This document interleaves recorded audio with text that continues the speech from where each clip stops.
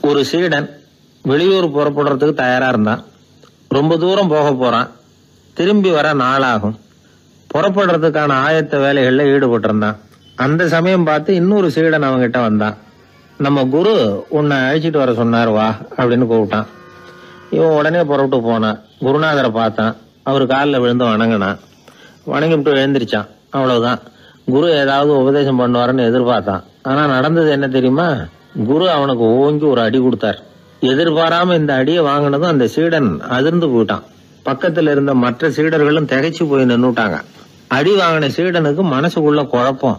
நாம என்ன தப்பு பண்ணணும்? புறப்படுற நேரத்துல இப்படி குரு கிட்ட அடி வாங்குற மாதிரி ஆயிட்டுதே அப்படின்னு நினைச்சு மனசுக்குள்ள ரொம்ப வேதனைப்பட்டான். கொஞ்சம் துணிச்சலை வரவழைச்சுக்கிட்டு குருநாதர்கிட்டயே கேட்டுட்டான். சுவாமி, நான் என்ன தப்பு பண்ணினேன்? என்ன இப்படி அடிச்சுட்டீங்களே. ஒரு வார்த்தை கூட உங்களை எதிர்த்து நான் பேசினது இல்லையே. இவ்வளவு காலமா உங்க விருப்பத்துக்கு விரோதமா ஒரு காரியம் கூட நான் செஞ்சது இல்லையே. வந்ததும் வராததுமா ஒண்ணுமே சொல்லாம என்ன அடிச்சுட்டீங்களே. குருவே, நான் செஞ்ச குற்றம் தான் என்ன அப்படின்னு கண்ணீரோட பரிதாபமா கேட்டானா அந்த சீடன். ஆனா அந்த குரு முகத்துல கொஞ்சம் கூட கோபம் இல்லை. அவர் சிரிச்சுக்கிட்டே நின்னுகிட்டு இருந்தாராம். அதுக்கப்புறம் சொன்னாராம், என்னுடைய அருமை சீடனே, நீ ஒரு தவறும் பண்ணல. நான் உன்னை அடிச்சது நீ ஏதோ தப்பு பண்ணிவிட்டேங்கிறதுக்காக இல்ல. நீண்ட பயணம் போக போற. ஞாபகமா ஏதாவது கொடுத்து அனுப்ப வேணாமா? நீ ஞானம் பெற்ற பிறகுதான் திரும்பி வரப்போறேங்கிறது எனக்கு தெரியும். அதுக்கு பிறகு உன்னை வந்து அடிக்க முடியுமா? அதனால இப்ப கிடைச்சிருக்கிற இந்த வாய்ப்பை பயன்படுத்திக்கிட்டேன். அப்போதைக்கு இப்பவே அடிச்சுட்டேன், அவ்வளவுதான், வேற ஒண்ணும் இல்லை அப்படின்னாராம். குரு சிரிச்சுக்கிட்டே இப்படி சொல்றார்.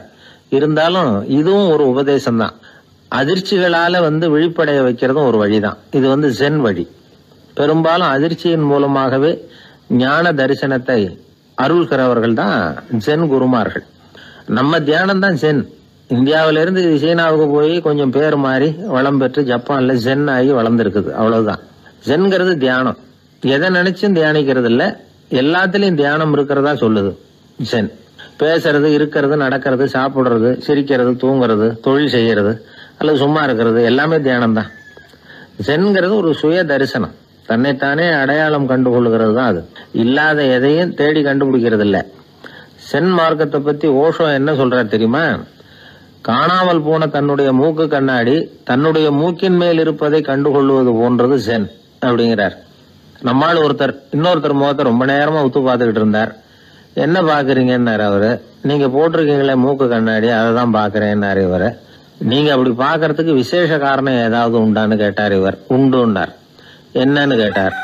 நேத்திக்கு காணாம போன என்னோட மூக்கு கண்ணாடி அது அப்படின்னாராம் இவர். ஒரு ஊர்ல ஒரு குரு இருந்தார். ஒரு நாள் அவரை தேடிட்டு ஒருத்தன் வந்தான். உனக்கு என்ன வேணும்னு கேட்டார் குரு. எனக்கு ஞான தெளிவு வேணும், அதுக்கு உங்க உபதேசம் எனக்கு தேவைன்னா. உபதேசம் வேணும்னா அதை பெற்றுக்கொள்ளுகிற அளவுக்கு தகுதி உள்ளவனா உன்னை தயார்படுத்திக்கணுமேன்னார். அதுக்கு நான் என்ன செய்யணும் சொல்லுங்கன்னா, முதல்ல நீ செய்ய வேண்டியது என்னன்னா, உங்ககிட்ட இருக்கிற எல்லா கெட்ட குணங்களையும் விட்டுட்டு ஒரு வருஷம் கழிச்சு வா, அப்புறம் பாக்கலான்னாரு. அவ்வளவுதானே, சரின்னு சொல்லிவிட்டு அவன் போயிட்டான். ஒரு வருஷம் கழிச்சு வந்தான். அவன் அங்க வந்து சேர்ந்த சமயத்துல அந்த ஆசிரமத்தின் மண் தரைய ஒரு வேலைக்காரன் பெருக்கி சுத்தம் பண்ணிட்டு இருக்கிறான். அந்த மண் தரையிலிருந்து எழுந்த புழுதி அதிகமா இருந்தது. அது காத்துல கலந்தது. சீடனையே மறைக்கிற அளவுக்கு ஆயிட்டுது. ஒரே புழுதி மயம். சீடனுக்கு கோபம் வந்துட்டுது. அந்த வேலைக்காரனை அடிக்கிறதுக்காக கைய வாங்கிட்டு போனான். அவன் ஓடி போய் குரு கிட்ட சொல்லிவிட்டான். குருவே, உங்க உத்தரவுப்படிதான் நான் தரையை சுத்தம் பண்ணேன், ஆனா அந்த ஆளு என்ன அடிக்க வர்றான் அப்படின்னா. குரு பார்த்தார். அந்த சீடனை கூப்பிட்டார். இத பாருப்பா, உன்னுடைய எண்ணங்கள்ல பாம்பு புகுந்துட்டுது. அதையெல்லாம் விரட்டி அடிச்சு விட்டு ஒரு வருஷம் கழிச்சு வா, அதுக்கப்புறம் பாக்கலான்னுட்டார். சீடன் யோசனை பண்ணான். சரின்னு சொல்லிட்டு போயிட்டான். ஒரு வருஷம் கழிச்சு மறுபடியும் வந்தான்.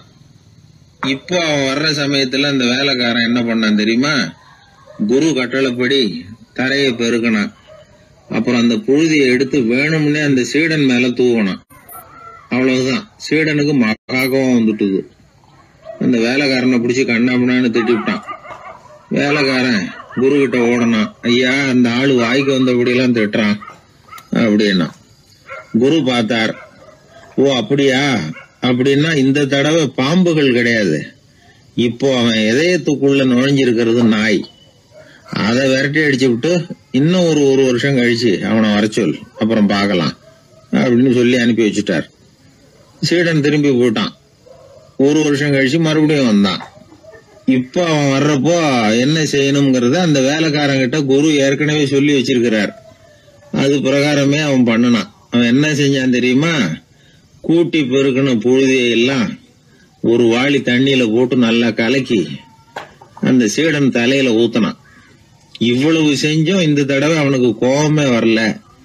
அதுக்கு பதிலா அவனை பார்த்து நன்றின்னா. எதுக்கு நன்றி தெரியுமா? எதையும் சகிச்சுக்கிட்டு அமைதியா இருக்கும் குணத்தை கற்றுக்கொள்வதற்கு உதவியா இருந்ததுக்காக அந்த வேலைக்காரனுக்கு நன்றி. இத கேள்விப்பட்ட உடனே அந்த குரு ஓடி வந்தார். இவனை கட்டி பிடிச்சுக்கிட்டார்.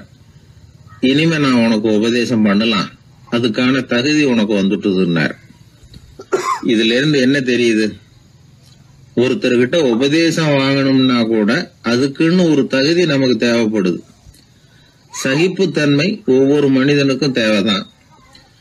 இந்த காலத்துல ஒரு குரு, அவரை தேடி ஒருத்தன் வந்தான்.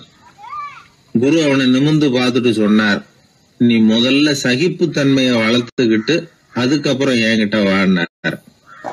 இவன் அவரை நிமிர்ந்து பார்த்துட்டு சொன்னான், குருவே, நான் உங்ககிட்ட வந்திருக்கிறதே சகிப்புத்தன்மையை வளர்த்துக்கிறதுக்காகத்தானே அப்படின்னு. மனுநீதி சோழன் வரலாறு நமக்கு தெரியும். அது மாதிரி நீதி தவறாத ஆட்சியாளர்கள் பல பேர் இருந்திருக்கிறாங்க இந்த உலகத்துல. ஹசரத் உமர் பின் கத்தாப் அப்படின்னு ஒருத்தர், இஸ்லாத்தின் 2வது கலீஃபா இவர். அவருடைய ஆட்சி காலத்துல நடந்த ஒரு நிகழ்ச்சி. இந்த மன்னருக்கு ஒரு மகன், அவர் பேரு அபு ஷஹ்மா.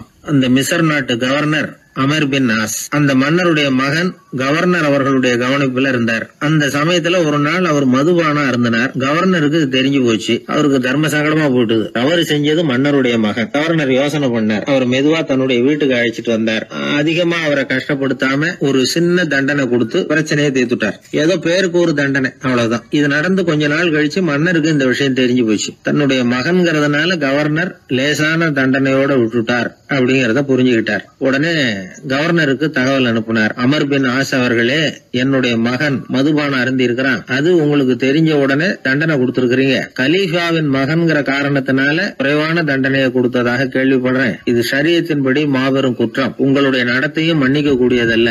இந்த கடிதம் கண்ட உடனே மகன் அபு ஷஹ்மாவை மதீனாவுக்கு அனுப்பி வைக்க வேண்டியது அப்படின்னு கடிதம் எழுதினார். அதை பார்த்தார் கவர்னர். உடனே கலீஃபாவின் மகனை மதீனாவுக்கு அனுப்பி வச்சார். மன்னர் முன்னாடி நீதி விசாரணை நடக்குது. தன்னுடைய மகனுக்கு சவுக்கடி வழங்கும்படியா உத்தரவிடுறார் ஹசரத் உமர் பின் கத்தாப். தண்டனை நிறைவேற்றப்பட்டது. கூடியிருந்தவர்கள் ஐயா கொஞ்சம் கருணை காட்டுங்க அப்படின்னு சொல்லி மன்னர்கிட்ட வேண்டிக்கிட்டாங்களாம். அந்த வேண்டுகோளை மன்னர் ஏத்துக்கல. நீதியின் முன்னால் தந்தை மகன் அன்பு நேசம் உறவு இந்த முறைகளை எல்லாம் கவனிக்க முடியாது. குற்றம் செஞ்சவர் தண்டிக்கப்பட வேண்டியவர், அவர் யாரா இருந்தாலும் சரி அப்படின்னாராம். எல்லா ஆட்சியாளர்களுமே கவனிக்க வேண்டிய ஒரு செய்தி இது. அவர் ஒரு நாள் தன்னுடைய அரசாங்க கணக்கு வழக்குகளை பார்த்துட்டு இருக்கிறார். அந்த சமயத்துல அவரை பார்க்க ஒரு பெரிய மனிதர் வந்தார். இவர் தன்னுடைய சொந்த வேலை காரணமா வந்திருக்கிறார் அப்படிங்கறத அவர் புரிஞ்சுக்கிட்டார். உடனே அது வரைக்கும் எரிஞ்சுகிட்டு இருந்த விளக்க அணைச்சுட்டு இன்னொரு விளக்க ஏற்றி வச்சுக்கிட்டாராம். இந்த செயலுக்கு என்ன காரணம்னு கேட்டிருக்கிறார் வந்தவர். இதுக்கு அவரு சொன்னார், ஐயா, நீங்க வந்த போது இங்க எரிஞ்சுகிட்டு இருந்தது அரசாங்க விளக்கு, இப்ப எரியறது சொந்த விளக்கு. சொந்த விஷயங்களை பேசுறப்போ அரசாங்க பணத்தை செலவு பண்ணக்கூடாது, அதனாலதான்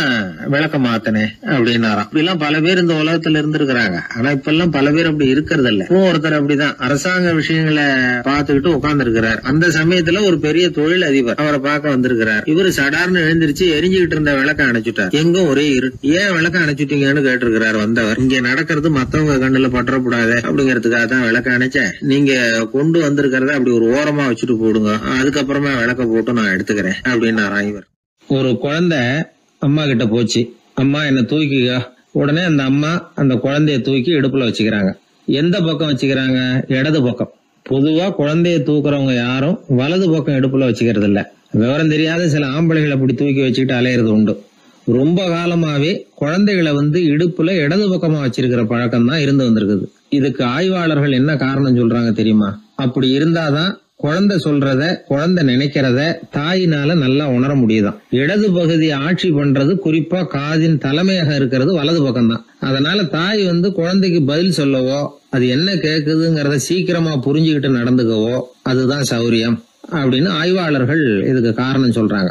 இதனால என்ன ஆகுதான், தாய்க்கும் குழந்தைக்கும் நெருக்கம் அதிகமாகுதான், குழந்தைக்கும் பாதுகாப்பு அதிகமா. அது மட்டும் இல்ல, ஒரு தாய் தன்னுடைய குழந்தைய இடுப்புல சுமக்கிறதுனால அவள் நினைக்கிறத அவளோட இதய துடிப்ப குழந்தை உணர்தான். 9 மாதத்துக்கு அதிகமா இருந்த இடம் இல்லையா, அதனால அவளை பத்தி நல்லா அறிந்து கொள்ளுகிற வாய்ப்பும் குழந்தைக்கு கிடைக்குது. நம்ம முன்னோர்கள் ரொம்ப காலத்துக்கு முன்னாடியே வலது கையை பார்க்க ஆரம்பிச்சிட்டாங்களாம். அவங்க பயன்படுத்திய கல் ஆயுதங்கள்லாம் வலது பக்கமா தான் தீட்டப்பட்டிருக்குது. அதுல இருந்து நமக்கு என்ன தெரியுதுன்னா, வலது கையை தான் உபயோகப்படுத்தி இருக்கிறாங்கிறது தெரியுது. இப்படி எல்லாம் இருந்தா கூட இன்னைக்கு நம்மள 10ல் ஒருத்தருக்கு ஒரு பழக்கம் உண்டு, அது இடது கை பழக்கம். ஆனாலும் 2 கைகளும் ஒற்றுமையா இருக்கிறதுக்கு தான் ரொம்பவும் முயற்சி பண்ணுதான். இப்போ வலது கை பழக்கம் உள்ளவங்க பேசுறதுக்கு எழுதுறதுக்கு செயல்படுத்துற தலைமையகம் தலையின் பின்புறம் பிடரியில் இருக்குது. இடது கை பழக்கம் உள்ளவங்களுக்கு மூளையில 2 பக்கங்கள்லயும் தலைமையகம் இருக்குது. இது விஞ்ஞானிகள் சொல்றது. எத்தனையோ மேதைகள் இடது கை பழக்கம் உள்ளவங்களா இருந்திருக்கிறாங்க. அமெரிக்க மேதை பெஞ்சமின் பிராங்கிலின், இத்தாலிய ஓவியர் லியோனார்டோ டாவின்சி, இப்படி நிறைய பேர் இருந்திருக்கிறாங்க, இப்பவும் இருக்கிறாங்க. காலங்காலமா இயல்பாவே இடது கை பழக்கம் இருந்து வந்திருக்குது.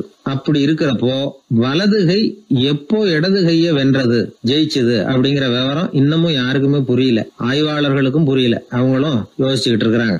உலகம் இடது பக்கமா தான் சுத்துது. வானத்துல இருக்கிற வெள்ளி வீதி, அப்புறம் அணுவுல இருக்கிற துணுக்குகள், உடம்புல இருக்கிற அமினோ அமிலம், இப்படி எல்லாமே இடதுபுறமா தான் இயங்கிட்டு இருக்குது. இவ்வளவு செய்திகள் இடது கைக்கு ஆதரவா இருக்கிறப்போ அது எப்படி வலது கை கிட்ட ஏமாந்தது அப்படிங்கிற ரகசியம் இன்னமும் யாருக்கும் தெரியலையா. இது சம்பந்தமா ஆராய்ச்சி பண்றவங்களுக்கு இது இன்னமும் ஒரு பிரச்சனையா தான் இருக்குதான். இப்படி இடது கை ஒதுங்கிட்டதுனால இப்பெல்லாம் வலது கைக்கு தான் மரியாதை அதிகமா போச்சு. ஒரு ஆசாமி இடது கையில கட்டு போட்டுட்டு வந்தானா, கையில என்னப்பா கட்டுன்னு விசாரிச்சிருக்கிறார் ஒருத்தர். ஒரு இயந்திரத்தை பிரிச்சு ரிப்பேர் பார்த்துக்கிட்டு இருந்தேன், மறுபடியும் அதை ஓட விட்டு பாக்குறப்போ இடது கை விரல் மாட்டிக்கிட்டது, அதுதான் கட்டு அப்படின்னு இருக்கான். நல்ல வேளை வலது கை மாட்டியிருந்தா உன்னால சாப்பிட கூட கஷ்டமா போயிருக்குமே என்னார் அவர். இதுக்கு அவன் சொன்னானா, முதல்ல வலது கை தாங்க மாட்டிக்க இருந்தது, நான் தான் உடனே புத்திசாலித்தனமா அதை இழுத்துக்கிட்டு இடது கையை கொடுத்தேன் அப்படின்னு இருக்கான். இவன் எப்பேற்பட்ட புத்திசாலி பாருங்க.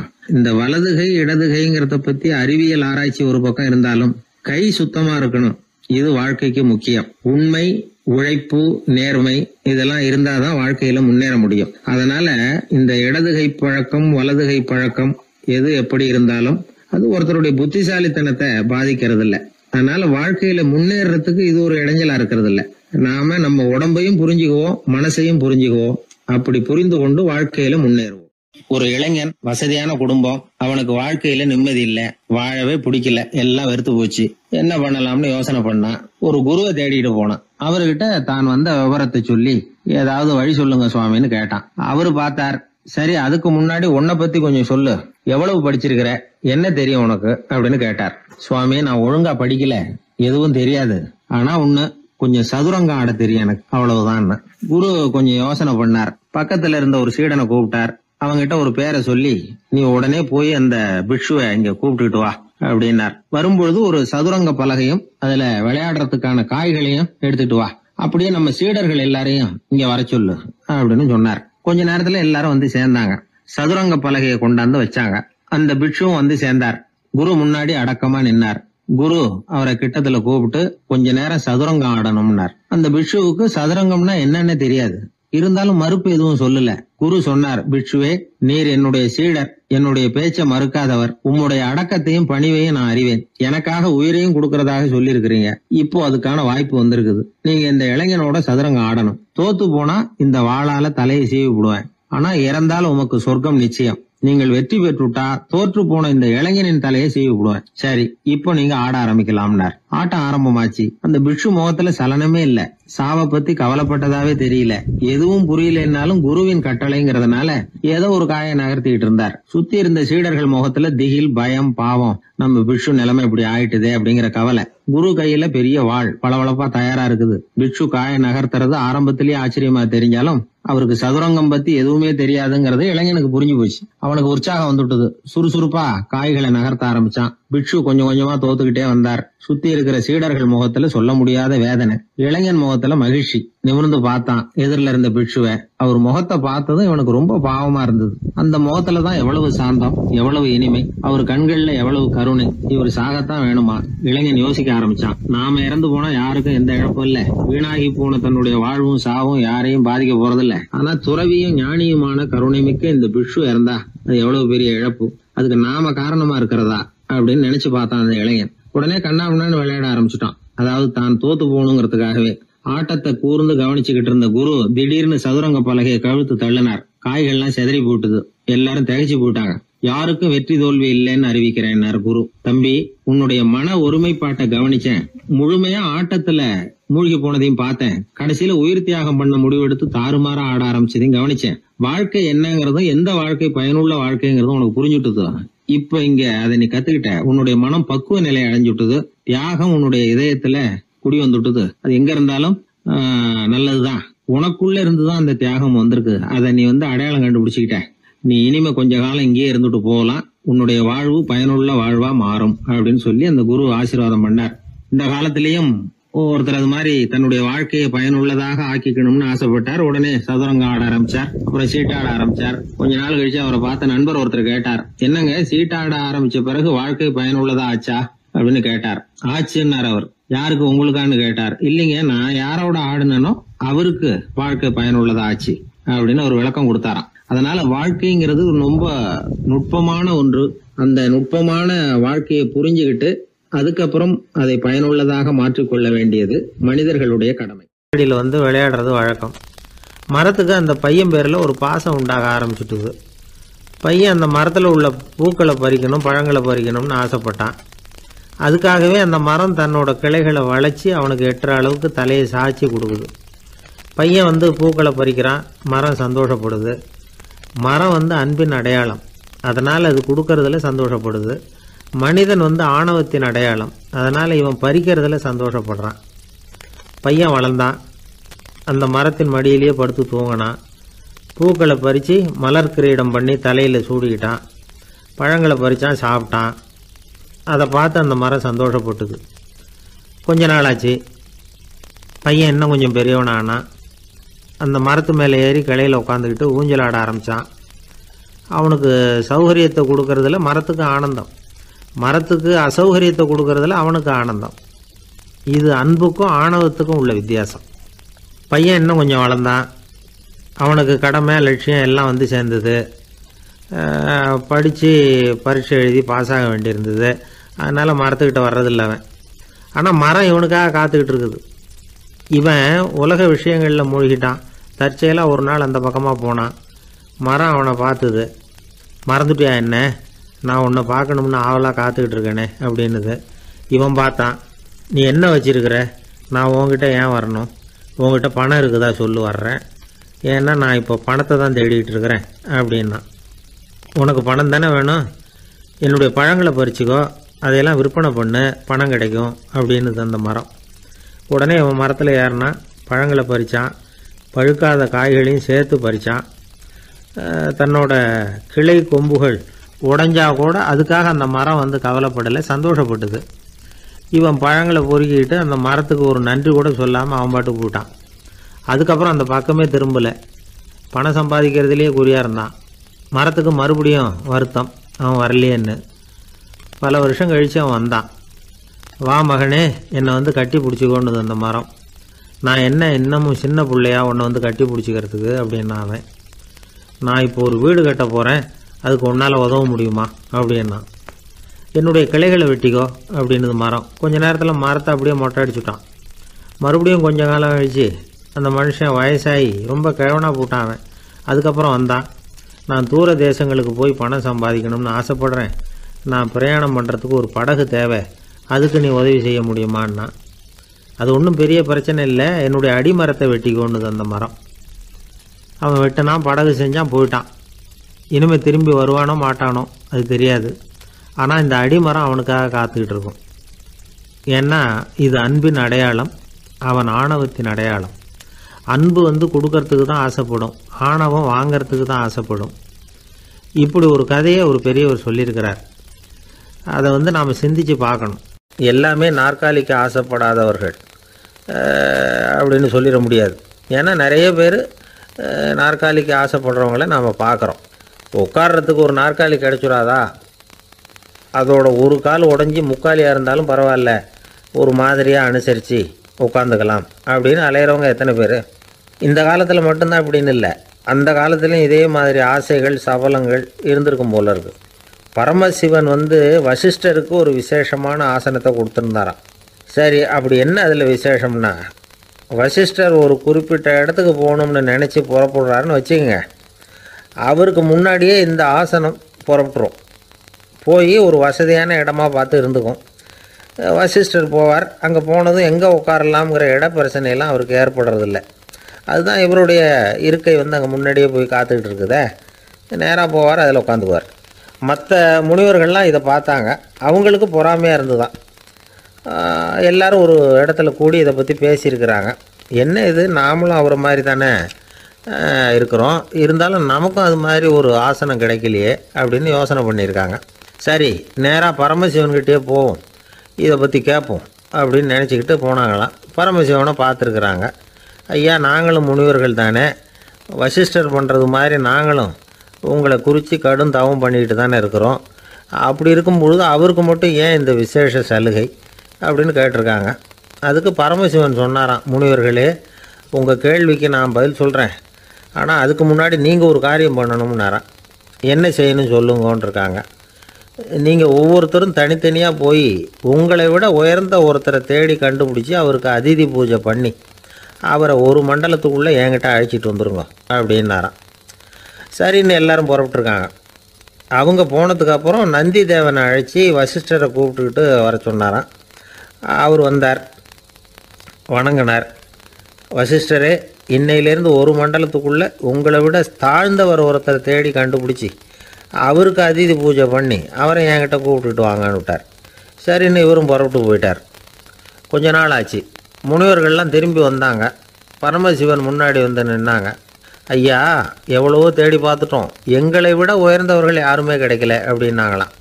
வசிஷ்டரும் சேர்ந்தார். ஐயா, எவ்வளவோ தேடி பார்த்தேன், என்னை விட தாழ்ந்தவர் யாருமே கிடைக்கல அப்படின்னாராம்.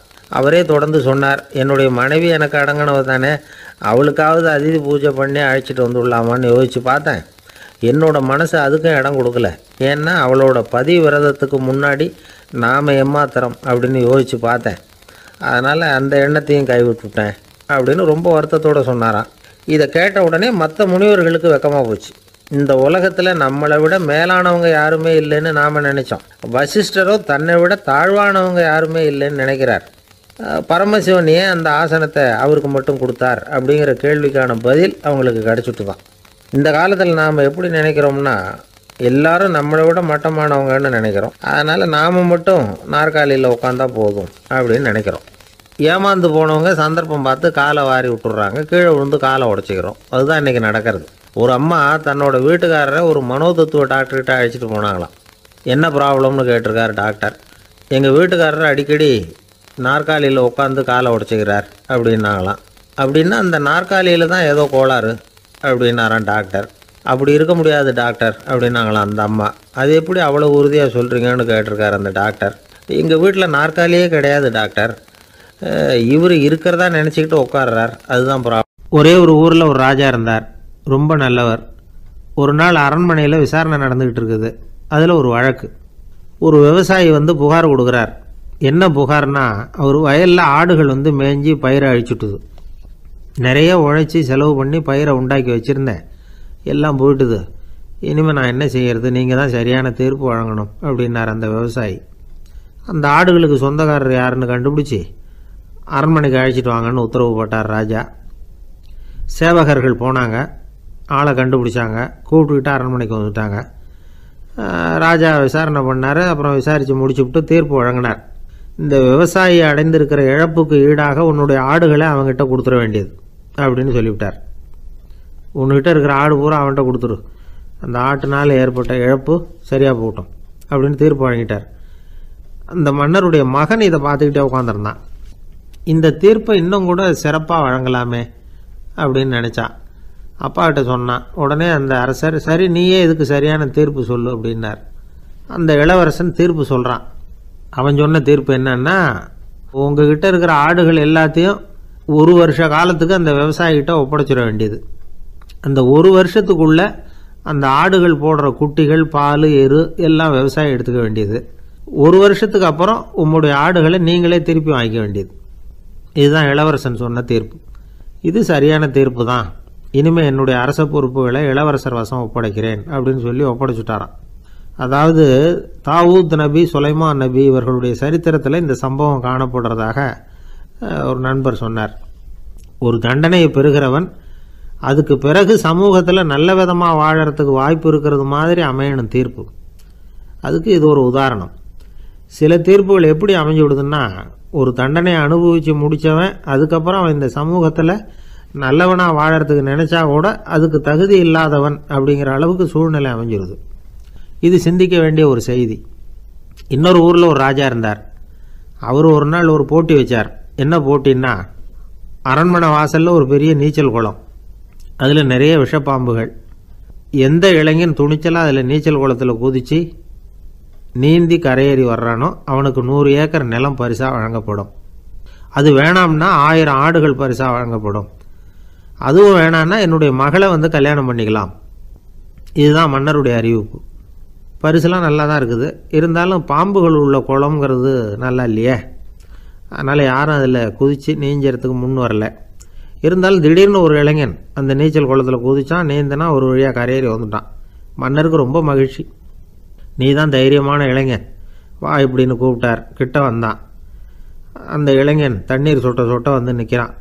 சரி, உனக்கு 100 ஏக்கர் நிலம் வேணுமான்னு கேட்குறார். வேண்டாங்கிறான்.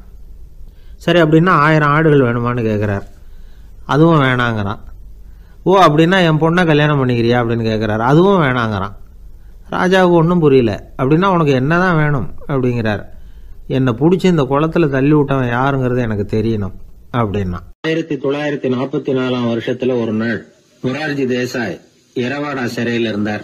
காவல்துறை உயர் அதிகாரி ஒருத்தர் வர்றார். மொரார்ஜி தேசாய சிறை அதிகாரி அலுவலகத்துக்கு அழைச்சிட்டு போறார். சிறை அதிகாரி ஒரு தகவலை சொல்றார். உங்க நண்பர் மங்கள்தாஸ் பக்வாசா அப்படிங்கிறவர் நாசிக் சிறையில அடைக்கப்பட்டிருந்தார். அவருக்கு உடல் நலம் ரொம்ப பாதிக்கப்பட்டதுனால அவரை சிறையிலிருந்து பம்பாயில உள்ள ஹரிகிருஷ்ணன் தாஸ் மருத்துவமனைக்கு கொண்டுகிட்டு போயிருக்கிறாங்க. அவரு உங்களை பார்க்கணும்னு ரொம்ப ஆவலோட இருக்கிறார். அதனால நீங்க வந்து பரோல்ல போய் பாத்துட்டு வாங்களே அப்படின்னார். நிபந்தனையோட போய் பாத்துட்டு வரலாம்னார். தியாக செம்மல்கள் பரோல்ல செல்றதில்ல அப்படிங்கிற உறுதியோட தான் சிறைச்சாலைக்கு வருவாங்க. இப்படி இருக்கிறப்போ மொரார்ஜி மட்டும் பரோல்ல போயிட்டு வர்றதுக்கு எப்படி சம்மதிப்பார்? உயிர் நண்பரின் உயிர் ஆடுது அப்படிங்கறத கேட்டதும் உடனே போய் பார்க்கணும்னு ஆவல் தான். இருந்தாலும் வரன்முறையை மீறி போய் பாக்குறதுன்னா அது தேச பக்தியையே அவமானப்படுத்துறது மாதிரி ஆகும் அப்படிங்கறத அவர் உணர்ந்தார். அதனால நான் வந்து பரோல்ல போகிறதுக்கு நான் தயாரா இல்லை அப்படின்னு சொல்லிவிட்டாராம். நண்பருடைய கடைசி ஆசைய நிறைவேற்றுறது உங்க கடமை இல்லையா அப்படின்னு கேட்டிருக்காரு சிறை அதிகாரி. கடமை தான், அதே சமயம் என்னுடைய கடமையை காப்பாத்துறதும் முக்கியமாச்சே அப்படின்னாரா இவர். அதுக்கப்புறம் அந்த அதிகாரி நிபந்தனை இல்லாமலே மொரார்ஜியை வந்து வெளியில அனுப்புறதுக்கு சம்மதிச்சாராம். அப்படி இருந்தும் மத்த நண்பர்களை கலந்துகிட்டு தான் மொரார்ஜி வெளியில புறப்பட்டாராம். பம்பாய்க்கு போனார். படுக்கையில நண்பரை சந்திச்சார். அவர் ரொம்ப மோசமான நிலைமையில இருந்தார். உடல்நிலை கவலைக்கிடம்னு தான் டாக்டர்களும் சொன்னாங்க. மங்கள்தாஸ், இனி எனக்கு வாழ்க்கையில என்ன இருக்கு, நான் இறந்து விடுறதே மேலுன்னாராம். மொரார்ஜிக்கு ரொம்ப வருத்தமா போச்சு. மங்கள்தாஸ் இல்லத்துல இருந்த சமயத்துலதான் மொரார்ஜிய கைது பண்ணாங்களாம். அந்த அதிர்ச்சி தான் மங்கள்தாஸ ரொம்ப பாதிச்சிருக்கு அப்படிங்கறத அவர் புரிஞ்சுக்கிட்டார். இத பாருங்க, விடுதலை போராட்டத்துல ஈடுபடுறவங்களை கைது பண்றதும் சிறையில அடைக்கிறதும் சகஜம் தானே. அன்னைக்கு உங்க வீட்டுல இருந்தப்போ நான் கைது செய்யப்படலைன்னாலும் இன்னொரு இடத்துல நான் கைது செய்யப்பட்டுதான் இருப்பேன். அதனால அதை பத்தி நீங்க ஏன் வேதனைப்படணும்? நீங்க தைரியமா உறுதியா இருக்கணும். அது மட்டும் இல்ல, அது வரைக்கும் மருந்தே சாப்பிடாம இருந்த மங்கள்தாஸ மருந்து சாப்பிட வச்சாராம். 2 நாள் அவர் பக்கத்திலே இருந்தார். அதுக்கப்புறம் பெரிய டாக்டரை பார்த்து மங்கள்தாஸ் உடல் நல சம்பந்தமா விசாரிச்சார். இப்ப பரவாயில்ல, தேறி இருக்கிறார். எப்படி இருந்தாலும் இன்னும் ஒரு 6 மாசம் தான் அவர் உயிரோட இருப்பார் அப்படின்னு சொல்லிவிட்டார் டாக்டர். ஆனா அதுக்கப்புறம் நடந்தது என்ன தெரியுமா? மங்கள்தாஸ் அதுக்கப்புறம் 25 வருஷம் சௌக்கியமா இருந்தாராம். இவர் 6 மாசம் தான் இருப்பாருன்னு சொன்ன அந்த டாக்டர் 6 மாசத்துல ஒரு எதிர்பாராத விபத்துல சிக்கி இறந்து போனாராம். 6 மாசம்னு டாக்டர் போட்ட கணக்கு சரிதான், ஆனா இடம் தான் மாறி போச்சு. ஒரு திருடன் ஒரு வீட்டுல போய் திருடணும்னு திட்டம் போட்டான். இருட்டுனதும் போய் திருடணும். ஆனா ராத்திரி ஆனா வாசல் கதவை சாத்தி உள்பக்கம் தாழ்பால் போட்டுருவாங்களே, என்ன பண்றது, எப்படி வீட்டுக்குள்ள போறது? இவன் யோசனை பண்ண ஒரு முடிவுக்கு வந்தான். சரி, பகல் நேரத்திலேயே யாருக்கும் தெரியாம அந்த வீட்டுக்குள்ள நுழைஞ்சிருவோம், அங்க போய் எங்கேயாவது ஒளிஞ்சுக்குவோம், இருட்டுற வரைக்கும் பேசாம இருப்போம், ராத்திரி எல்லாரும் தூங்கினதுக்கு அப்புறம் நைஸா போய் பீரோவை திறந்து இருக்கிறது பூரா எடுத்துக்கிட்டு ஓடியாந்துடலாம் அப்படின்னு திட்டம் போட்டான். அதே மாதிரி ஒரு நாள் மத்தியானத்துக்கு மேல அந்த வீட்டுக்காரன் எங்கேயோ வெளியில புறப்பட்டு போனான். வீட்டுக்கார அம்மா அடுப்பங்கரையில என்னவோ சமைச்சுக்கிட்டு இருந்தாங்க. திருடன் பார்த்தான். இதுதான் சமயம்னு அந்த வீட்டுக்குள்ள மெதுவா நுழைஞ்சிட்டான். எங்க ஒளியலாம்னு பார்த்தா வலது பக்கம் ஒரு ரூம் இருந்தது. அங்க போனான். அங்க ஒரு படுக்கை அறை, அங்க ஒரு பெரிய கட்டில் இருந்தது. அதுக்கு அடியில போய் பதுங்கிட்டான். இருட்டுனது நம்ம வேலையை ஆரம்பிக்கலாம், அது வரைக்கும் பொறுமையா இருக்கணும் அப்படின்னு சொல்லி பேசாம வாயை மூடிட்டு கம்முன்னு இருக்கிறான். ரொம்ப நேரம் கழிச்சு வெளியில போயிருந்த வீட்டுக்காரன் திரும்பி வந்தான். சாப்பிட்டான். லைட்டை நிறுத்தி விட்டு படுத்துட்டான். அந்த அம்மாவும் வேலையெல்லாம் முடிச்சுட்டு வந்து படுத்துட்டாங்க. நடு ராத்திரி. விடி விளக்கு லேசா எரிஞ்சுக்கிட்டு இருக்கு. வீட்டுக்காரன் லேசா கண்ணை முழிச்சான். கட்லுக்கு நேரா எதிரில ஒரு கண்ணாடி. அதுல பாக்குறான், கட்லுக்கு கீழே ஒரு திருடன் ஒளிஞ்சு இருக்கிறது தெரிஞ்சு போச்சு. உடனே அவன் திருடன் திருடன்னு சத்தம் போடல, யோசனை பண்ணான். மேஜையில இருக்கிற கத்தி எடுத்து கையில வச்சுக்குவோமா அப்படின்னு யோசனை பண்ணான். இந்த சந்தர்ப்பத்துல கத்திய உபயோகப்படுத்துறத விட புத்திய உபயோகப்படுத்துறது தான் சாமர்த்தியம் அப்படின்னு நினைச்சான். உடனே அது பிரகாரம் செயல்பட ஆரம்பிச்சிட்டான். என்ன பண்ணான் தெரியுமா? எதையும் வெளியில காட்டிக்காம ரொம்ப சர்வசாதாரணமா தன்னுடைய மனைவி கிட்ட பேச ஆரம்பிச்சான். மனைவியும் புத்திசாலி, அதனால அவங்களுக்கு தெரியும்.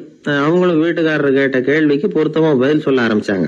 இவன் கேட்டான், இத பாரு, நமக்கு குழந்தை பிறந்தா அதுக்கு கிருஷ்ணமூர்த்தின்னு தான் பேர் வைக்கணும் அப்படின்னா. அதெல்லாம் முடியாது. ஆம்பளை பிள்ளையா இருந்தா ஏகாம்பரம், பொம்பளை பிள்ளையா இருந்தா பங்கஜவல்லி, இதுதான் அவங்க மாமனார் மாமியார் பேர், அதான் வைக்கணும் அப்படின்னாங்க அந்த அம்மா. அதெல்லாம் முடியாது, நான் முடிவு பண்ணிவிட்டேன் கிருஷ்ணமூர்த்தின்னு கத்தனா அவன். இல்ல ஏகாம்பரம் பங்கஜவல்லின்றது இந்த அம்மா. வாதம் முத்தி போச்சு. கிருஷ்ணமூர்த்தி கிருஷ்ணமூர்த்தி கிருஷ்ணமூர்த்தின்னா அவன். ஏகாம்பரம் பங்கஜவல்லி ஏகாம்பரம் பங்கஜவல்லின்னு இவங்க கத்துறாங்க. ஒரே சத்தமா போச்சு. இத கேட்டதும் பக்கத்து வீட்டுல இருந்தவங்க, எழுத்த வீட்டுல இருந்தவங்க எல்லாம் எழுந்திரிச்சு ஓடி வந்து இவங்க வீட்டு கதவை தட்ட ஆரம்பிச்சுட்டாங்க. தட தடன்னு. இவன் சாவகாசமா எழுந்திரிச்சு போய் கதவை திறந்தான். என்னங்க, இந்த ராத்திரி வேலையில எங்களை எல்லாம் ஏன் கூப்பிட்டீங்க, யாருக்கு என்ன ஆச்சு அப்படின்னு கேட்டாங்க. கேட்டது யாருன்னா பக்கத்து வீட்டு கிருஷ்ணமூர்த்தி, எழுத்த வீட்டு ஏகாம்பரம் பங்கஜவல்லி எல்லாரும். அடடே, உங்களை கூப்பிடலீங்க, குழந்தைக்கு பேர் வைக்கிறது சம்பந்தமா எங்களுக்குள்ள சண்டை வந்துட்டுது, அதுதான் விஷயம். வேணும்னா இதை கட்டிலுக்கு அடியில ஒளிஞ்சிட்டு இருக்கிறானே ஒருத்தன், அவனை கூட கேட்டு பாருங்க, அவன் தான் இதுக்கு சாட்சி அப்படிங்கிறான் அந்த ஆளு. உடனே எல்லாரும் விஷயத்த புரிஞ்சுக்கிட்டு திருடனை பிடிச்சி போலீஸ்ல ஒப்படைச்சிட்டாங்களாம்.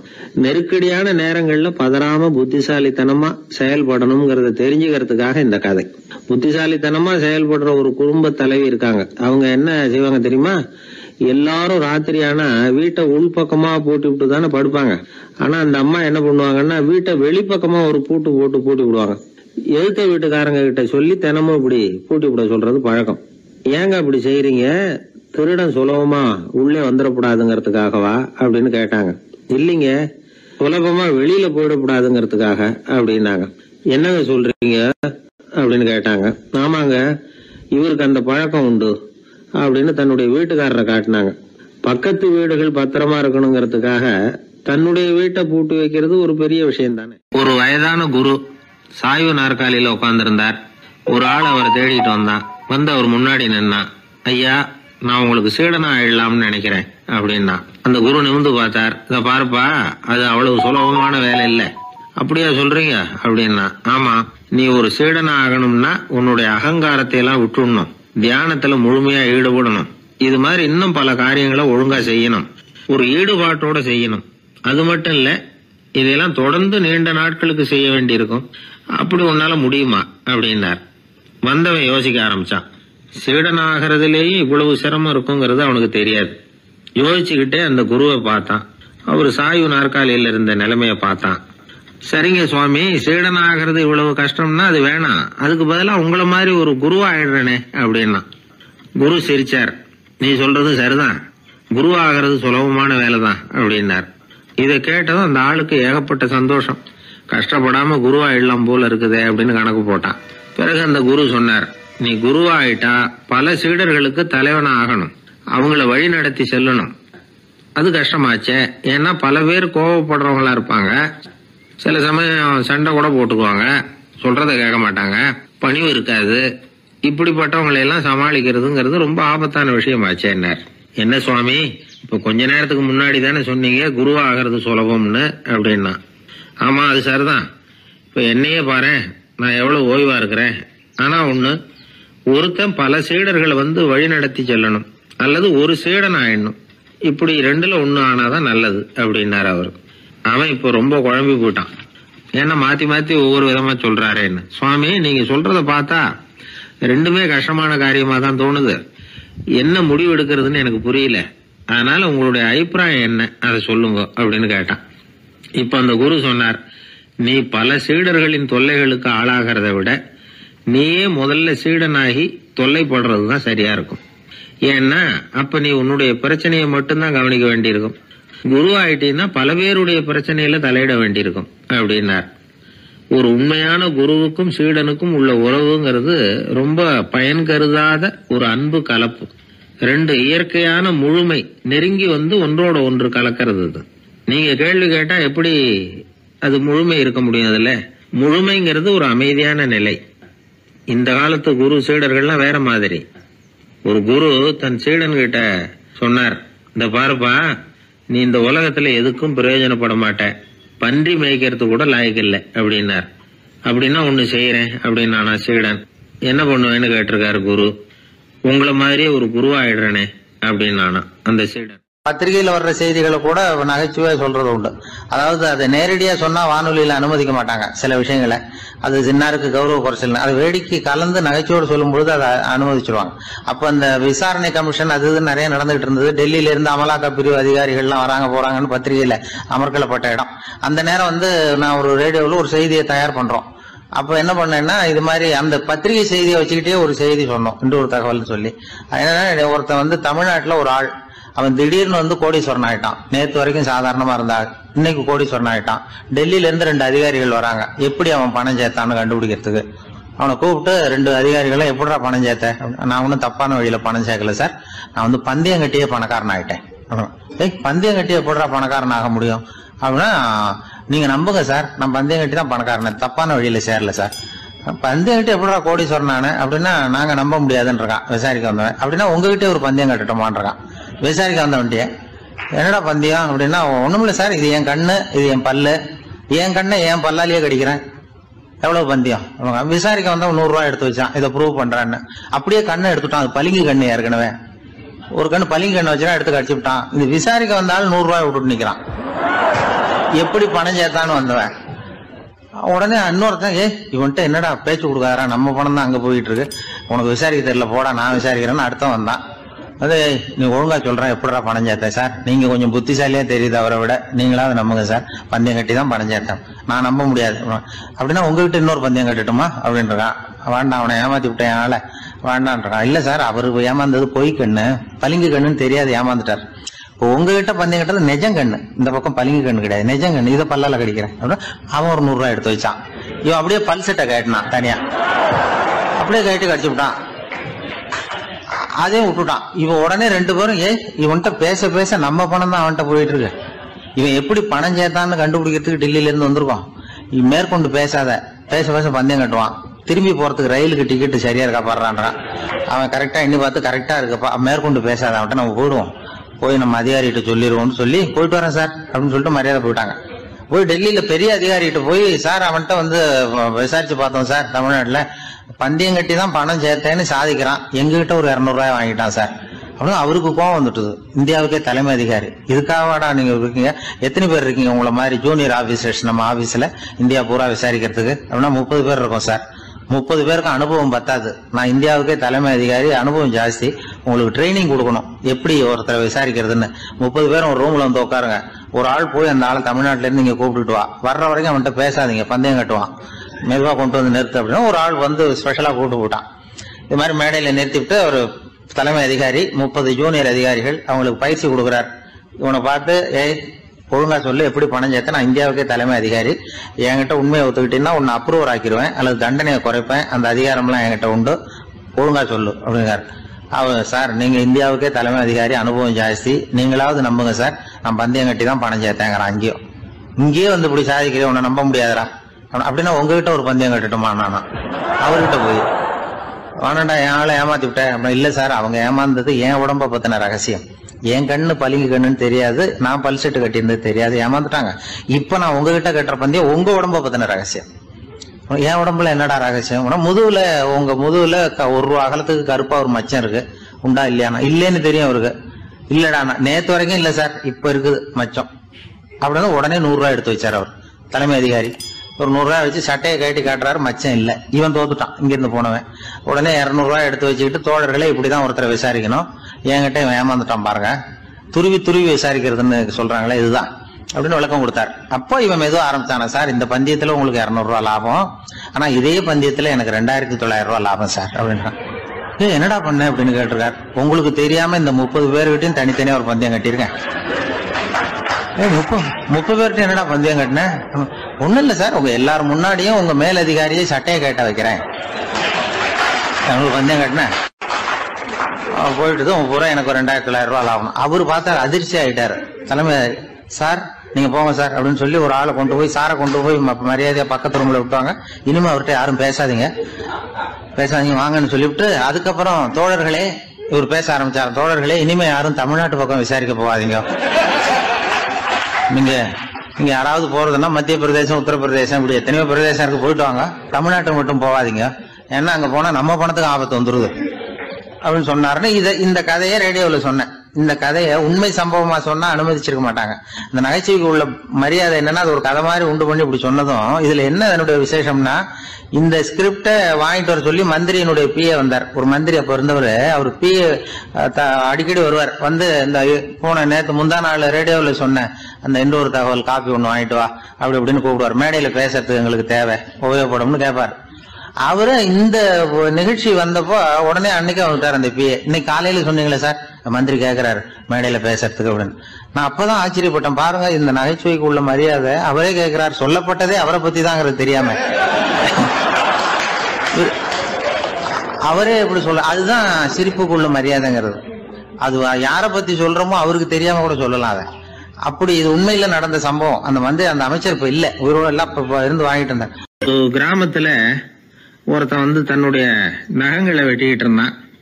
வெட்டி முடிச்சதும் ஒரு வயசானவர் அவனை பார்த்து, அதெல்லாம் அடுத்தவன் கண்ணில் படுறது மாதிரி போட்டுறாதப்பா, ஆபத்துன்னார்.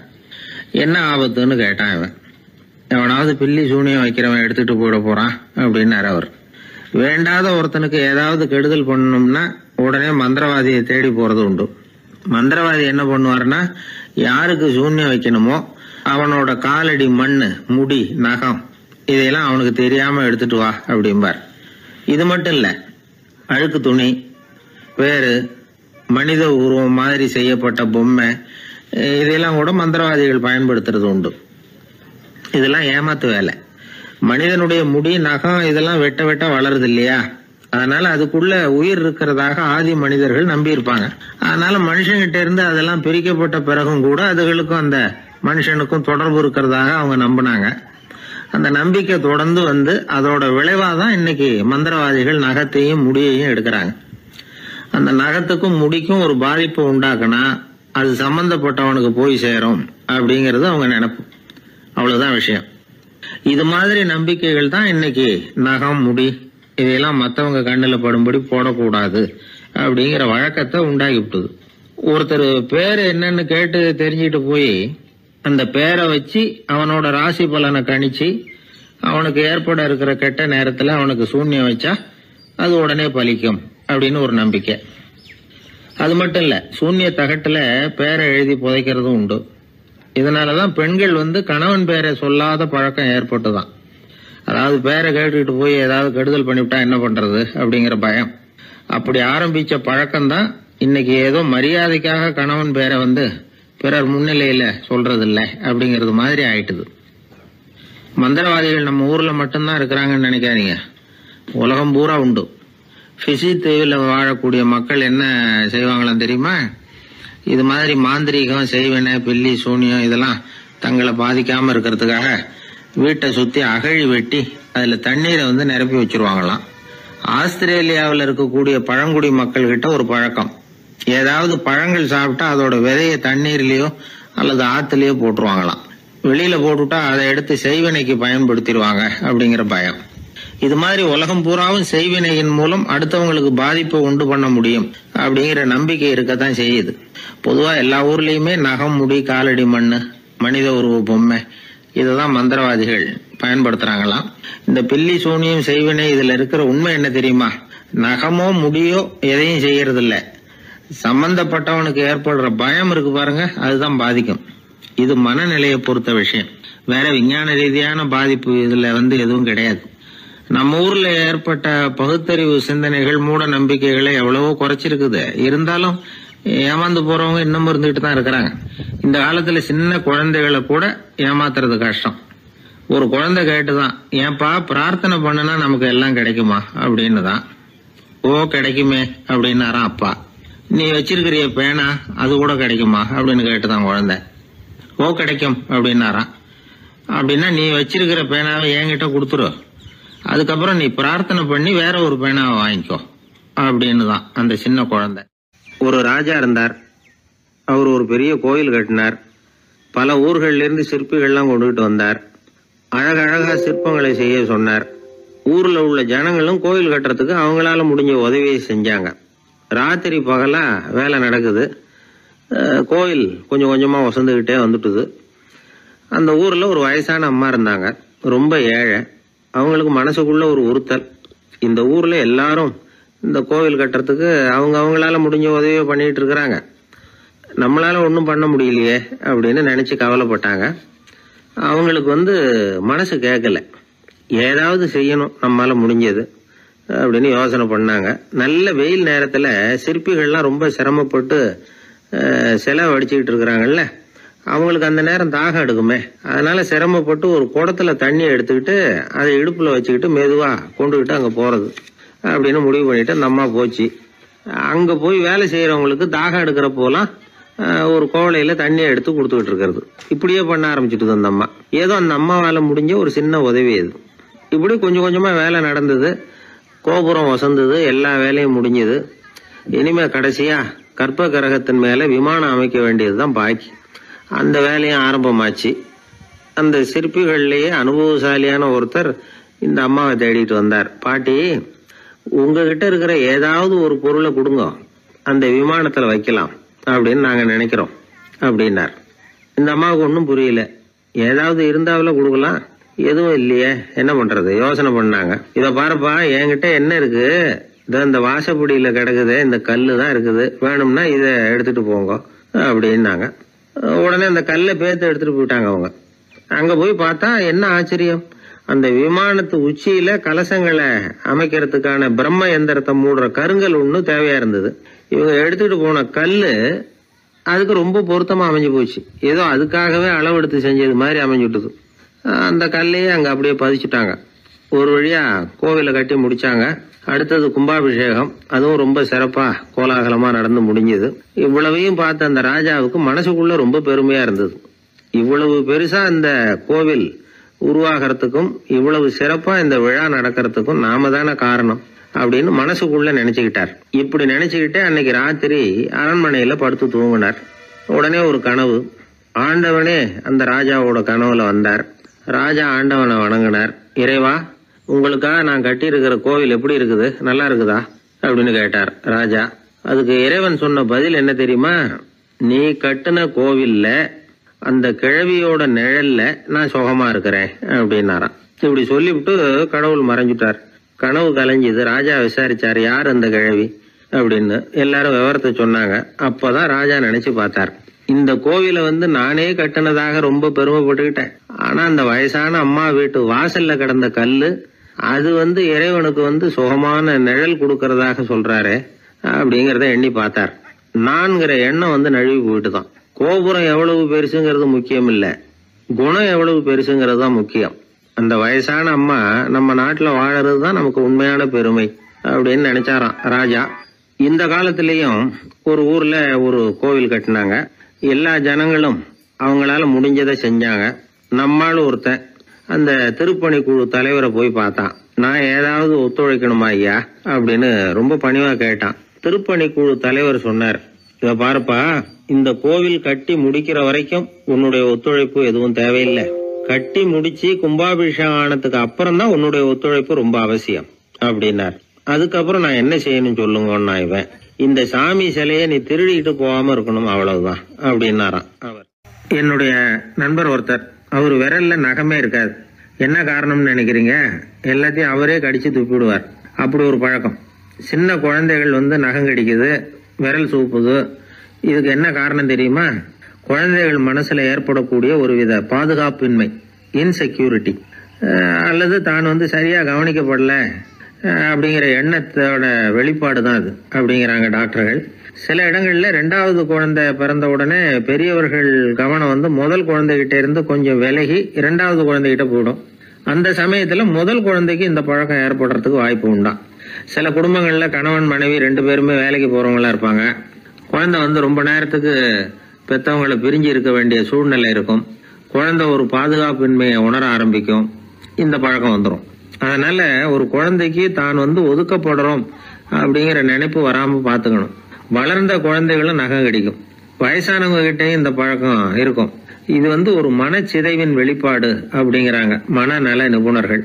அம்மா அப்பா திட்டினாலும் சரி, அல்லது ஆசிரியர் திட்டினாலும் சரி, இந்த பழக்கம் வந்துடும். நாம தவறு பண்ணிட்டோம் அப்படிங்கிற நினைப்பு வர்ற சமயம் நகம் கடிக்க ஆரம்பிச்சிருவோம். ஏதோ ஒண்ணு அடையணும் அப்படின்னு நினைக்கிறோம், அதை அடைய முடியல. இப்படி ஒரு ஏக்கம் வர்ற சமயத்திலேயும் சில பேர் நகத்தை கடிக்க ஆரம்பிச்சிருவாங்க.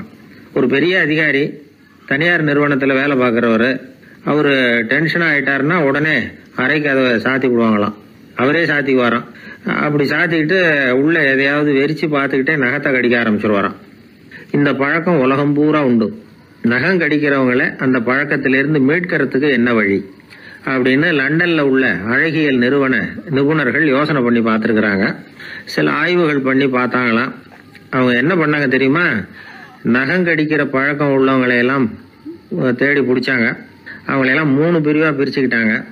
ஒரு பிரிவு கிட்ட என்ன சொன்னாங்கன்னா, உங்களுக்கு நகத்தை கடிக்கணுங்கிற நினைப்பு வர்றப்போலாம் டைரி எழுத ஆரம்பிச்சிருங்க அப்படின்னாங்களாம்.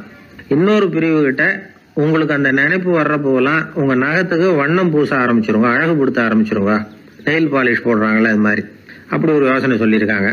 3வது குழுவினர்கிட்ட, உங்களுக்கு நகத்தை கடிக்கணுங்கிற எண்ணம் வர்றப்போலாம் விரல்களை இறுக்கமா மூடி வச்சுக்கிட்டு வேற விஷயங்கள்ல கவனம் செலுத்துங்க அப்படின்னு சொன்னாங்களாம். இப்படி 3 வித முயற்சி பண்ணி பார்த்ததுல கடைசியா அவங்க என்ன கண்டுபிடிச்சாங்க தெரியுமா?